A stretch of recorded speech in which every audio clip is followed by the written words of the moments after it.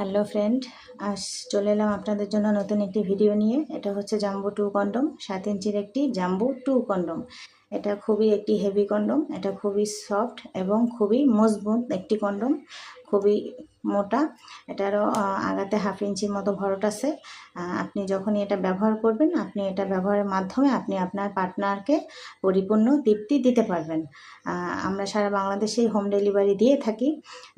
এটা যে সকল ভাইয়াদের ওইটা 4 ইঞ্চির উপরে 7 ইঞ্চি পর্যন্ত তারা এটা নিতে পারবেন।